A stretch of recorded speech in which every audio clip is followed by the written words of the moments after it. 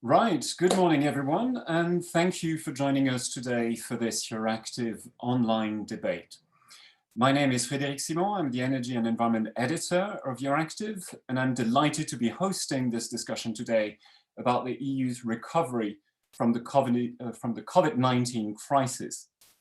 As you're probably aware, EU leaders have asked the European Commission to draft a recovery fund to restart the economy after the coronavirus crisis. And Commission President Ursula von der Leyen has since pledged to put the green and digital transitions at the heart of this recovery fund, which will be part of a revised EU budget proposal expected in the coming days. So how will this proposal look like? And will it be up to the task when it comes to the green transition? These are among the topics that we will address with our speakers, who I'm delighted to introduce. So let me please welcome Claude Turmes, the Minister of Energy and Spatial Planning of Luxembourg, Teresa Ribera, Minister of the Ecological Transition in Spain, and Fatih Birol, Executive Director of the International Energy Agency in Paris. Well, welcome to all three of you for joining us today. And let me start this discussion straight away with an open question to all three of you that you will have 5 minutes to answer. Essentially, what are your recommendations for this recovery fund? If you were holding the pen on this proposal, what would you put into it? And Mrs. Ribera, please, ladies first, you have 5 minutes to lay out your views.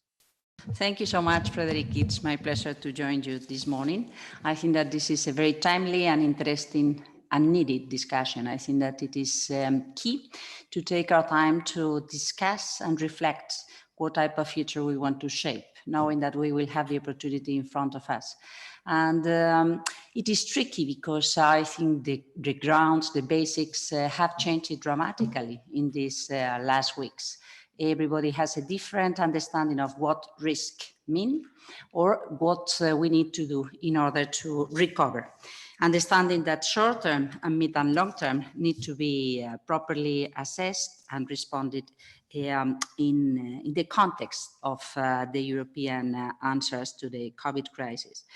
That is the first comment. The second comment is that we need to ensure that, as you say, the Green Deal is part of the assessment, the response, and we need to do it in a manner that responds to the justice, solidarity, and inclusiveness demands that the societies are waiting from an European response. Otherwise, we will be taking the risk to allow the discomfort of European citizens to grow up. And I think that understanding that Europe is there is very important. As Christine Lagarde said, we need to avoid the risk of arriving too little, too late. I think that too little, too late could be the biggest mistake we can face, and we should avoid. The third comment is that we already know what we needed to do in the context of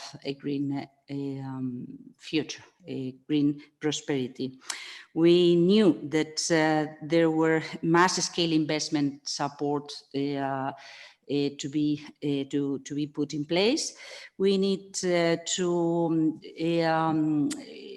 take the climate neutrality targets as the main reference together with the adaptation to climate risk.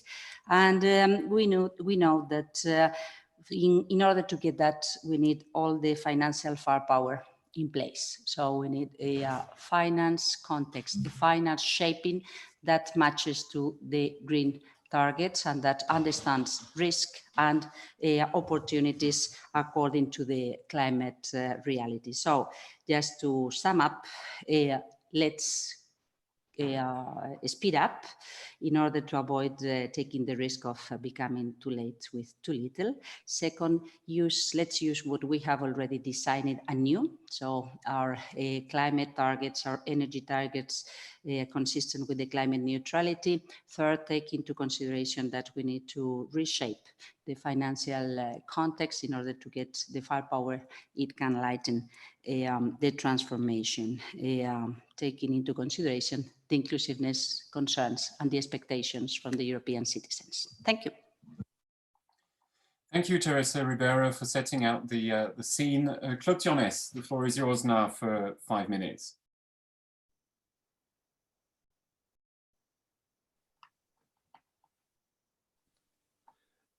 There is a world before COVID, and there will be a world after COVID. Risk perception will be different, how important health is. And of course, for example, on issues like biodiversity and climate change, at least I hope that these really risks, major risks to society, will be more valued and taken more seriously by all decision makers in society, be it policymakers, but also economic actors. One of the biggest things to do now is restore or confidence. So I think a lot of economic actors, a lot of citizens are basically unsecured about what the future is. So, and this recovery package at EU level must be concrete so that citizens see concrete action. So are we doing something for, I don't know, bike lanes in the big cities? So can Europe help finance daily better commuting in the bigger cities? Are we transforming the aviation sector away from being a CO2 producing industry over to being travel agencies which do not compete with, for example, trains which are less CO2 intensive? And the other big question will be a new equilibrium between openness of borders and localization of food production, but also going a bit back on the weakness of these overstretched industrial supply chains, which we have seen as soon as the virus was in China. We had already big impacts on European economy because of certain supply chains not being able to deliver. So there needs to be also a new equilibrium in that respect. So it's about being concrete, being ambitious, showing solidarity. And when I see Teresa, and when we know that Spain, Italy were probably the two economies most affected, then I think it's also important that we have this European solidarity, which has to deliver. So northern European countries, especially Germany, will have to take a positive stance also on showing solidarity with the other parts of Europe. And then it's also international cooperation. We should not at all have the reflex, which is a bit, I think, the reflex of Mr. Trump to say, we don't need any international World Health Organization anymore, or we don't need international cooperation on climate change. This world pandemic, this world crisis shows that international, strong, efficient, well-financed international organizations are more important than ever. And in that respect, the next climate conference, so COP26, which has been postponed, needs to be more than just following up, but I think it needs to be a new era of international cooperation. For example, also between EU and Africa on solar energy and so on. Thank you, Claude Thionès, for setting out your views on this debate. Let me turn now to Fatih Birol from the IEA. Thank you very much, and good morning to all the colleagues who are participating and who are following this discussion. So why do we need recovery packages, and what should be the role of energy and climate in those packages? So some of you, I'm sure, well know that the International Energy Agency was the first vocal international voice to say that the recovery funds is a historic opportunity to put the sustainable energy policies at the heart of it for a better energy future, a much more modern, much more resilient, and a cleaner energy future. So why do we say that? First of all, a number which I find very, very impressive.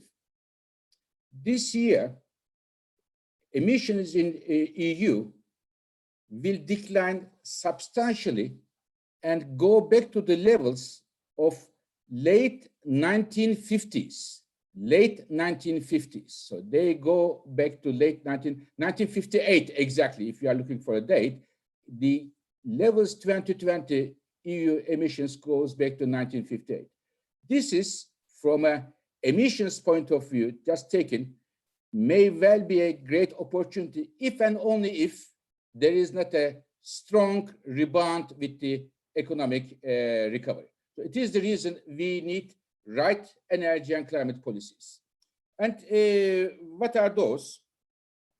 So to push the public opinion, we need this is important.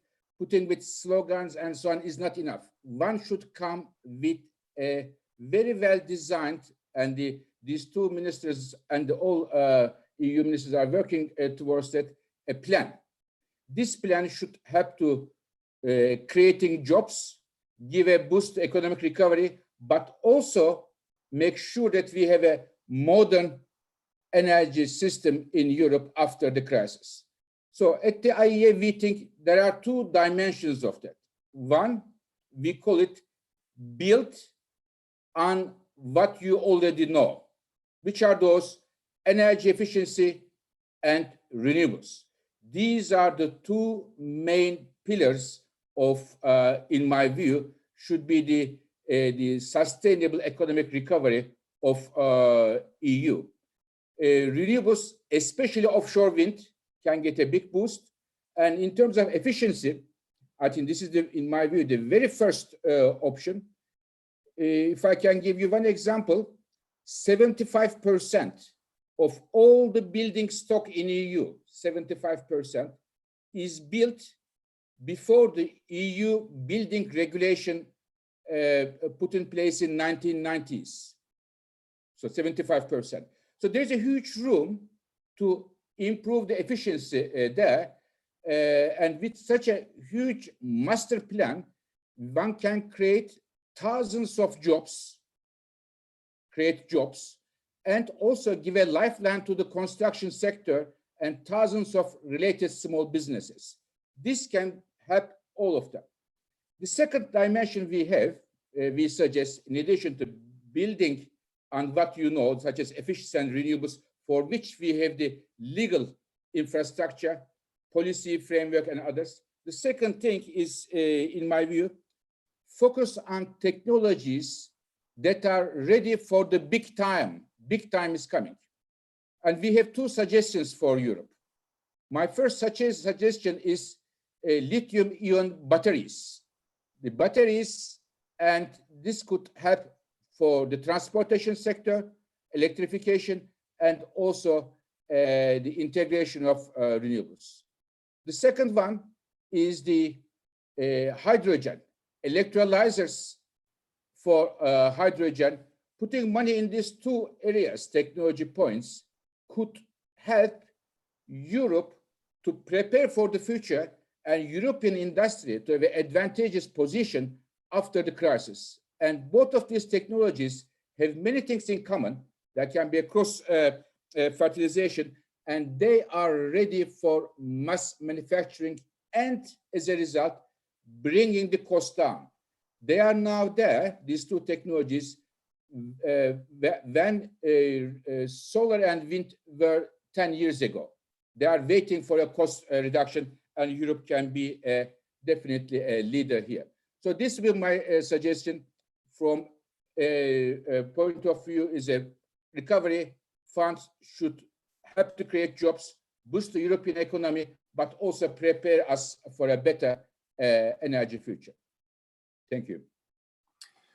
Thank you, Fatih Birol. And maybe I will ask now the two people on the government side of things to react to what you just said, Fatih Birol. You mentioned these technologies, putting all the emphasis on energy efficiency first, renewables, and also hydrogen and electrolyzers.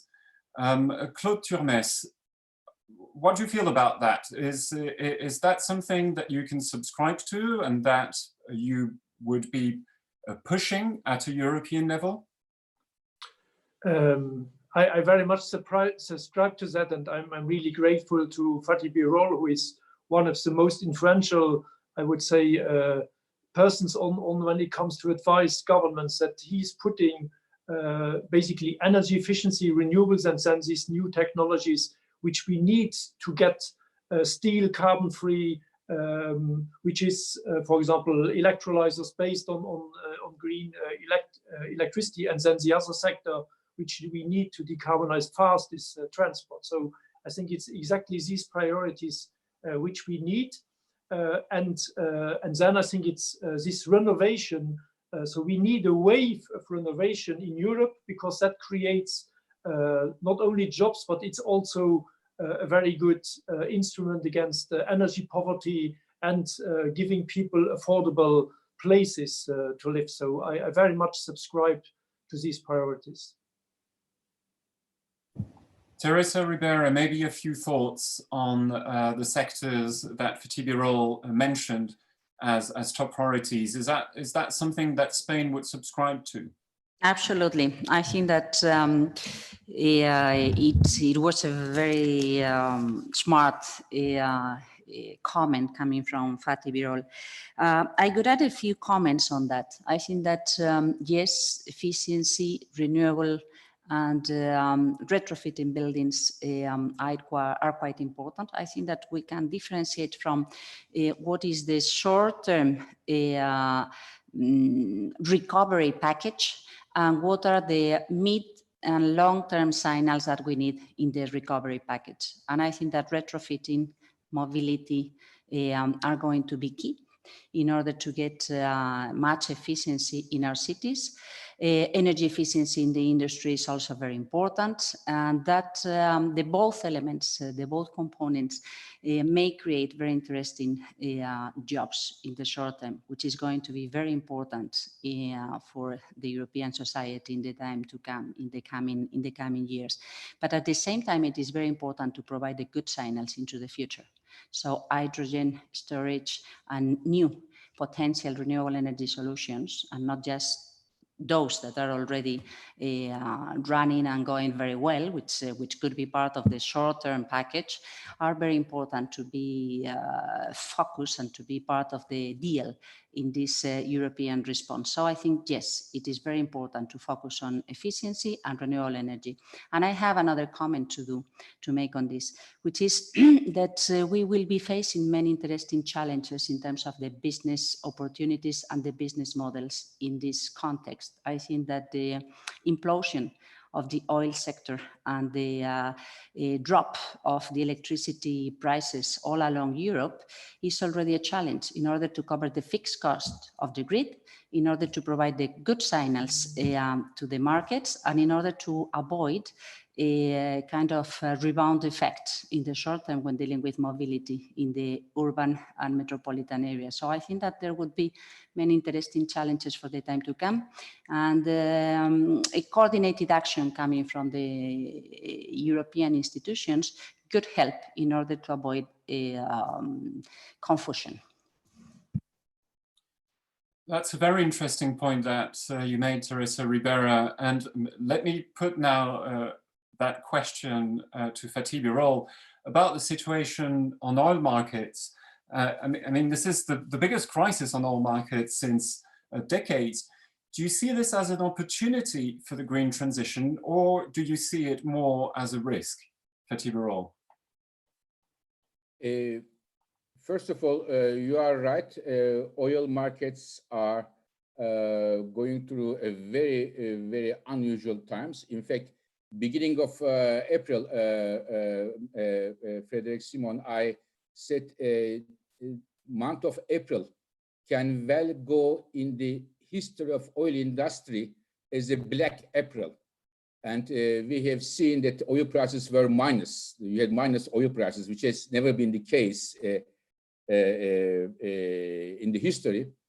But now we are seeing that the demand is slowly picking up and the production is declining from many producing countries.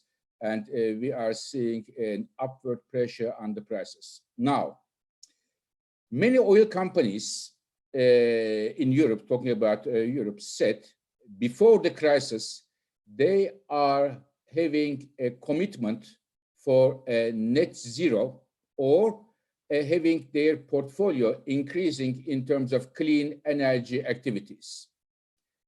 And this is, in my view, very good news, because those companies have a lot of engineering experience, know-how, deep pockets, many of them.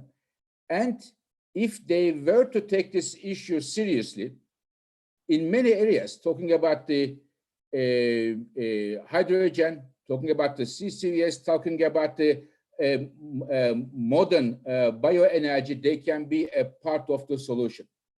Now, after the crisis, whether or not those companies who said that they are going to be part of the solution, whether or not their position change will be a litmus test for their positioning before the crisis, whether or not they change their commitments with the changing market conditions. One has to see how it is going. But I am very hopeful in Europe, leading oil companies will be part of the solution for a sustainable energy future.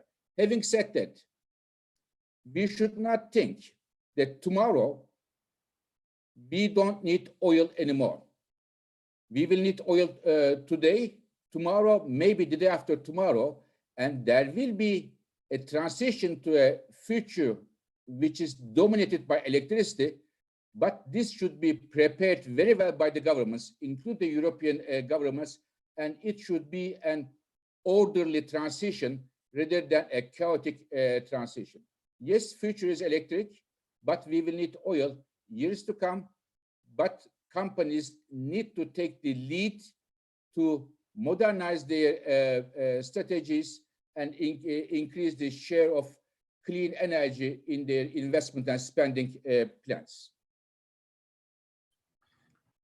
Claude Turmes, maybe a few reflections from you on the current oil crisis. Do you see this as an opportunity to accelerate the green transition, or do you see as well a risk there, especially if some of those companies were to collapse? So I think the one question which is up in the air is especially if the American shale oil and shale gas companies go bust, will it have an impact on the American financial sector? And can that spill over to Europe? So I think the least which we need now would be Lehman Brothers too in the middle of this COVID crisis. So I think that we have to watch that. And in general, the financial actors have a very, very important role. And look, is it serious that if you are a pension fund today, if you are an insurance fund, if you are an investment fund, to keep a lot of your assets in oil, when you see that you have the climate risk and now you have also the economic risk? So I think all these financial actors also need to be part of accelerating the green transition. And then coming to Europe, I think it's important now that we don't get the backslash on our move to electromobility, on our move to behavioral changes. So more people biking into the big city centers. I think it's important that we support that. And then, of course, comes the question which also Teresa Ribeira raised, which is the market prices. So we will be confronted to organize over the next months an acceleration of the green transition versus an oil price which is the lowest for very, very long, and electricity spot or wholesale market price which are also low. So I think we need a collective answer to that, and probably the collective answer should be going back to the CO2 pricing discussion. Personally, I'm pushing for a carbon floor price, at least in the electricity market, in the power market. And of course, we have to accelerate the question of the border adjustment mechanism so that we can organize a fair market between those continents like Europe who move fast the green transition, and then other constituencies, and it could even be US, who are, because of political lack of leadership, not going down that route. And we have to protect, in a certain sense, our industry. So the recovery package must be a way also to accelerate or to diminish the dependence of Europe from fossil fuel markets. Fatih Birol, let me maybe ask you to react to what Claude Turmes just said about the risk of a new Lehman Brothers caused by a potential crash or bankruptcy of some shale oil or gas companies in the US. Do you see there a real risk that this could happen? There is definitely a risk. I completely agree with Claude Turmes there, because when we look at the oil today, oil is the largest commodity in the global financial markets, traded commodity. If the oil industry, especially in the United States, collapses, this will have several waves on the global economy. So therefore, it is important to note that risk. It's a huge risk, but as things look like now, one may well think that Black April is behind us. It is the situation is getting slightly better. The issue is here, Frederick Simon, why we have seen such a major shock in the oil markets, more than, for example, gas and others, is the following. Oil markets are being affected not only from the big shock from demand as a result of the economy global economy is going down, but also because of the confinement. Because 2/3 of the oil in the world is used in transportation sector, cars, buses, and jets. Nobody is using oil. Plus, we have seen some countries like Saudi Arabia and Russia increase the production. In fact, some of them said to kill the shale oil in the United States, which seems to be, at least for the time being, working in that direction. So, but with the confinement elevated around the world, slowly but surely, production declines. I think we are still having that risk, but the level of risk is a bit less than what we had in April, but still an important yellow light there to be alerted about the possible collapse in the some companies and their impact on the global financial situation. Right, let me turn now to an issue which has been raised a number of times, which is the question of state aid. There's been nearly 2 trillion euros worth of state aid which has been disbursed in Europe since the start of the crisis in order to help companies stay afloat and avoid bankruptcies. But it's up to the member states to decide whether they're going to make their financial assistance subject to green conditions. The European Commission has in fact explicitly now ruled out green conditionality at the European level in its updated emergency state aid rules that was published just last Friday.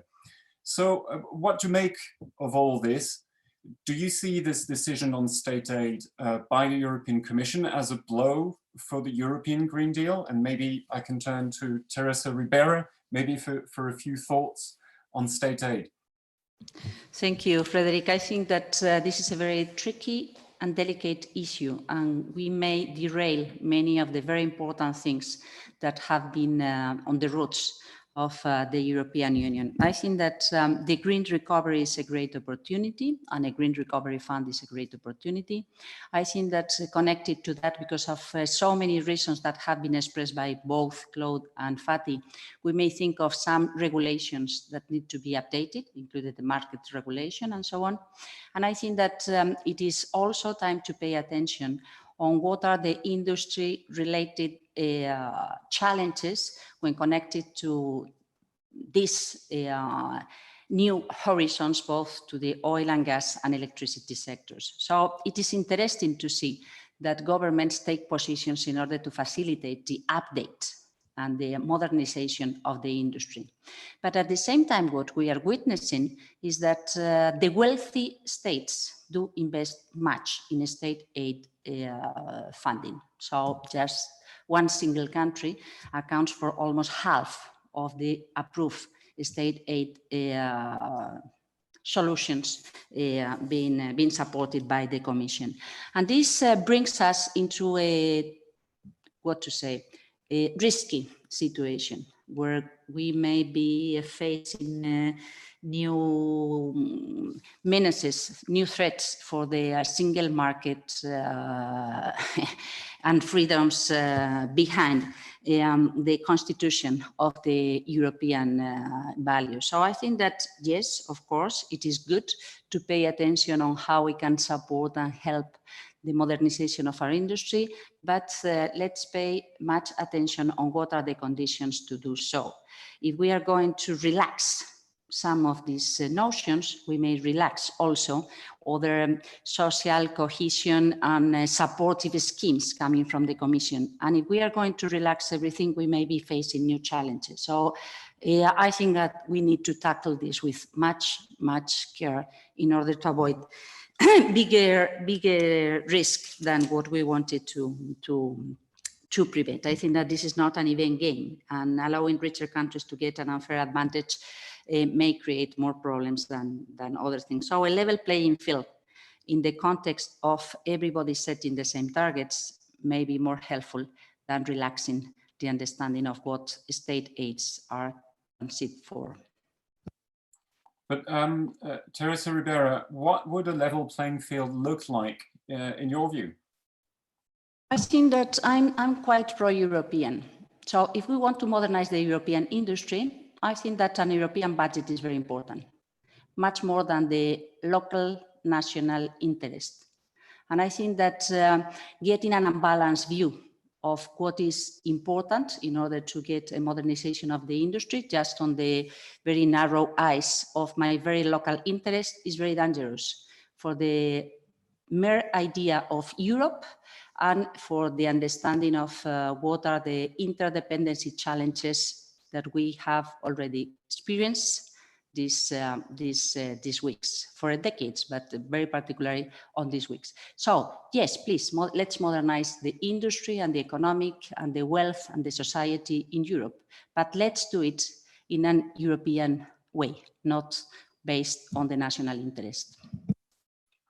Claude Turmes, maybe a few reflections on your side about state aid?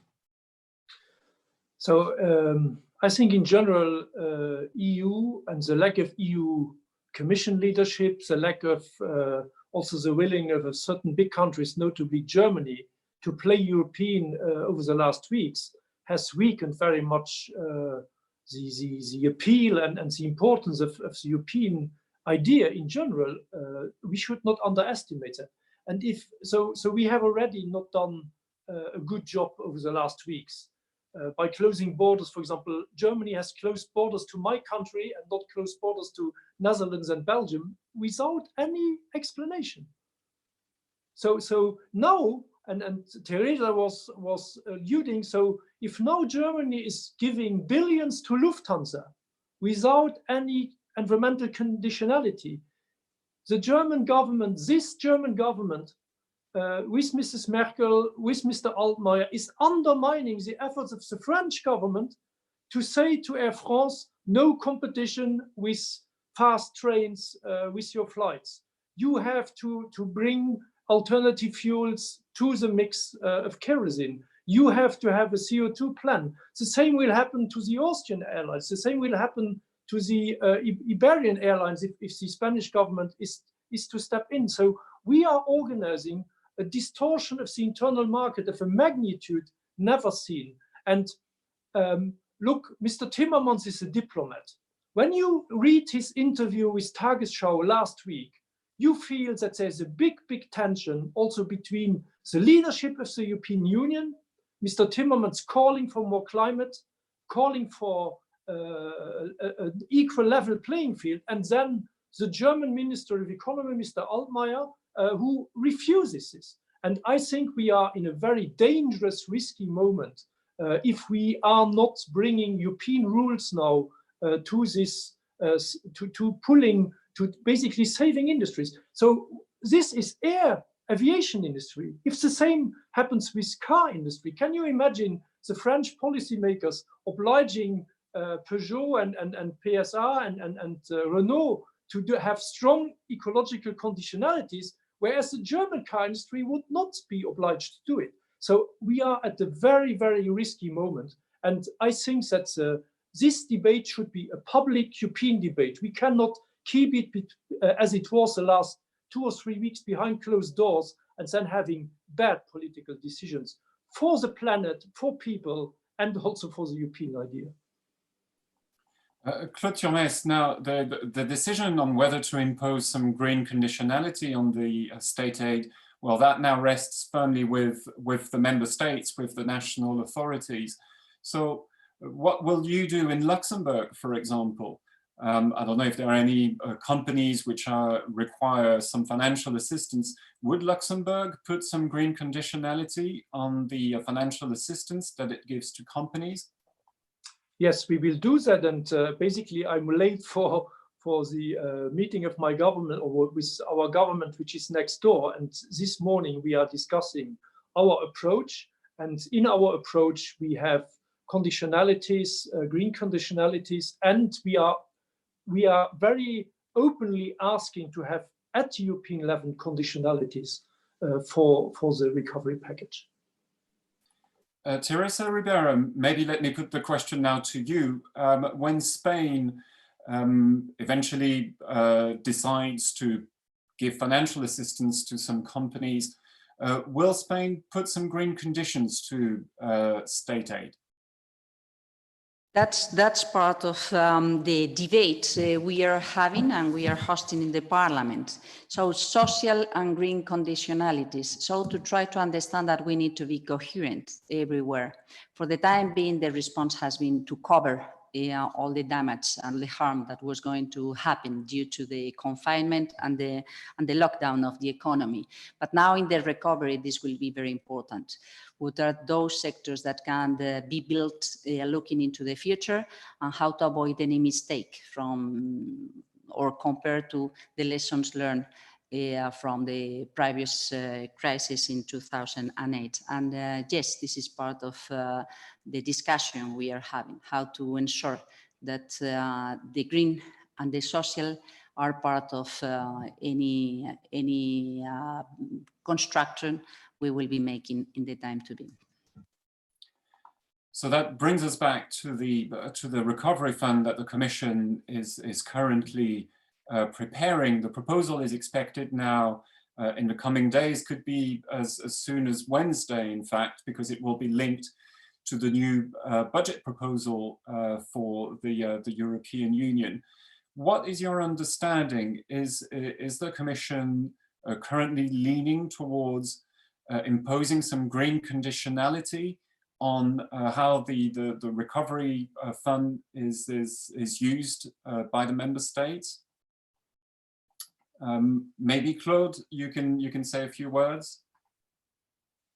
So personally, I think that the EU Commission has not been up to the game when it came to the national recovery. The fact that on Friday, Mrs. Vestager has basically cleared all national recovery funds until 31st of December without any environmental conditionality is, in my ways, not a way forward. So the least which should happen now is that all EU money, or all money which is channeled through the recovery fund, needs to have a very strong conditionality. And there is the second aspect which must be in, which is the human dimension.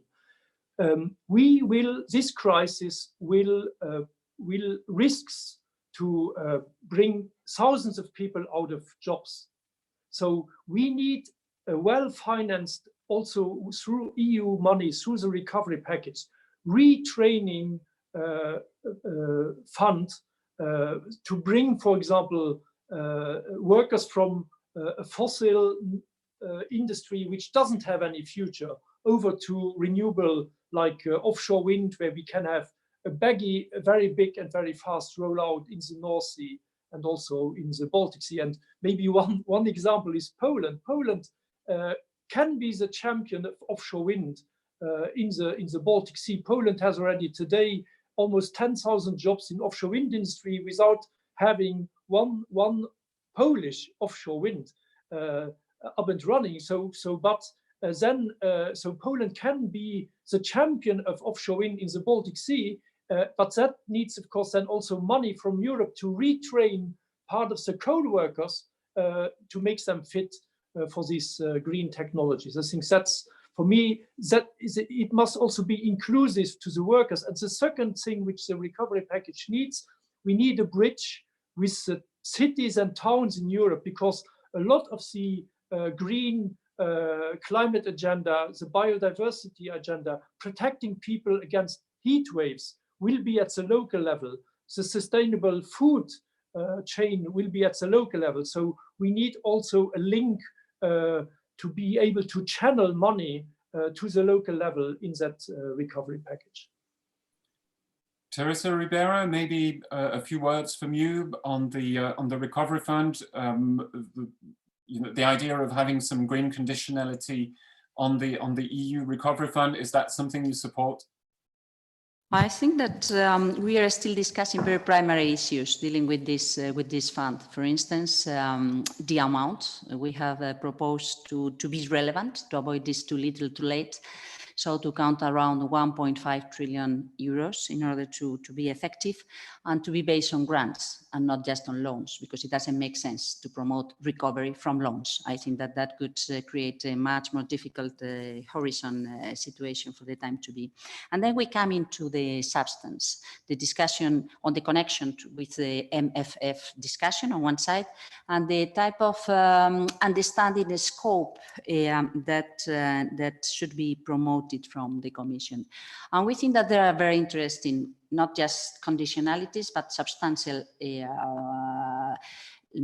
flows to take into consideration. The energy component, so the short-term and long-term, as we were commenting before, the innovation approach into the energy discussion, the resilience and understanding by resilience, both adaptation and resilience to climate impacts, but also resilience of our industry in a context where security and the value chain, the global value chains need to be reassessed in a much more constructive manner, but also urban resilience, what type of cities and what type of comfort we want to promote. And I could say that there are two additional issues that are very important. One of them being the digital revolution, paying attention to all the secondary effects if we do not deal with them properly. And finally, I think that we have discovered, as Claude was saying, that food security, the connection to biodiversity are very important aspects of resilience and comfort for citizens. So I think that biodiversity, forestry, and agri-food discussion is also important in this discussion. Four main approaches in substantial terms, and 3 or 4 key aspects in the way we shape the fund. Of course, as Claude was saying, the social and green references should be everywhere. I don't think that we can take it as boutique aspects, covering one of the minor lines and then coming back to the major lines as if the social and green aspects were not there. So this type of, if you want to call it conditionality, must be present in any design of this fund. Right, thank you very much. I think we've reached more or less the end of this debate. Let me maybe wrap up this discussion by asking all 3 of you to say, have a few concluding thoughts about the whole discussion on the recovery fund. And let me start by you then, Fatih Birol. Thank you. First of all, for the previous discussion, I wanted to make a remark. It's of course internal EU discussion, but there is a looming challenge, which is the following. we are going to see millions of people in Europe and around the world losing their jobs. The main preoccupation of the people around the world will be employment, employment, employment. And it is for me a very dangerous point if there seems to be as if there's a confrontation between the people who ask for jobs versus people who want the climate to have an emphasis in the future plans. We should definitely avoid this. It is not a jobs versus climate or clean energy, and I think the governments in Europe and elsewhere should pay utmost attention that it is not a jobs versus climate, it is beyond that. This is number one. Number two, Europe is making major steps in the right direction in terms of sustainable economic recovery, thanks to the several European governments. But let's do not forget, Europe is only 8% of the global emissions. 92% comes from somewhere else, from Asia, North America, Africa, and elsewhere. So in order to have a global impact, which is very important for the climate change, I hope the sustainable recovery should have an external dimension. Finally, Frederick Simon, I want to say that I want to leave you with a word from Jules Verne. Since I'm in Paris, Jules Verne, one of the most prolific scientific authors, he said, Jules Verne, the Earth does not need new continents. What it needs is the new men.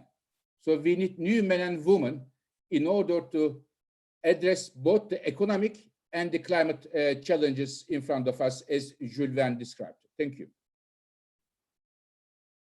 Claude Turmes, a few concluding words from you now. I like Fatih Birol's allusion to Jules Verne. I think it's really about, are we as leaders, are we as societies up to the challenge which is in front of us?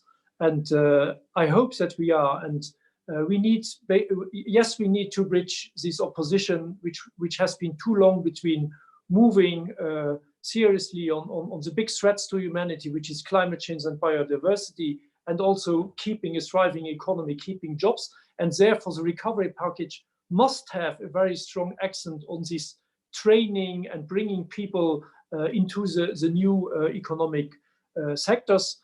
The other thing is, of course, we need this European solidarity. Europe and the single European countries can only play a role, and they have to play an important role to solve also these planetary problems, social inequalities, biodiversity, climate change. But if we are united, and Fatih Birol is also right when he says Europe has a role in order to get strong international cooperation on all the major things. So we have to bring this World Health Organization. We need well financed, not too much private interest driven, and then we need also to continue with strong international conventions on climate change, on biodiversity, and concrete partnerships, for example, between Europe and, for example, Africa. Thank you, Claude. Teresa Ribera, you have the privilege of closing this online discussion. A few concluding thoughts from your side. Thank you, Frederick. You've been very generous, so I open it and I end it. I think that we are quite aligned. I think that we all think that we need more Europe, both domestically and the European external dimension. And the more Europe means Europe thinking and acting for people. So this call for jobs, employment, this understanding of what is strategic and how to frame our pathways, taking into consideration that we need to pay attention to the very short-term demands coming from people is very important to build consistent response with the mid and long term, but paying attention to the suffer, to the harm that we are facing today. My second comment would be that there are many similarities on what we have learned from the COVID crisis and what we knew in theoretical terms and sometimes in very concrete experiences when dealing with climate. We need to have a robust response based on what science says, and we need to strengthen our capacity to respond together to global challenges, because we are quite interdependent. We are not going to be safe in a small corner if the rest of the world is not safe. So working together is very important, and improving the way we work together in Europe will be very, very key. This is why I think that we need to trust on our own capacities to do so. Europe has done fantastic things along the decades, and we should not be mistaken the pathway towards this future. So, as Claude said at the very beginning, let's open the windows. Let's facilitate a transparent and public debate, because this is difficult, this is challenging, but we may do much better if acting together based on the good references, which are people, environment, and prosperity. Thank you. Thanks, Teresa, and thanks to all three of our speakers for joining us today for this really interesting conversation about the recovery from the COVID-19 crisis. Obviously, as EURACTIV, we'll continue covering that in great detail on our website, EURACTIV.com. Thanks to all of those who followed us today, whether on Zoom or on YouTube. And watch this space for more news and join us for more debates. We've got a few more coming up in the coming days and weeks. Thanks to all, and have a good day. Bye-bye.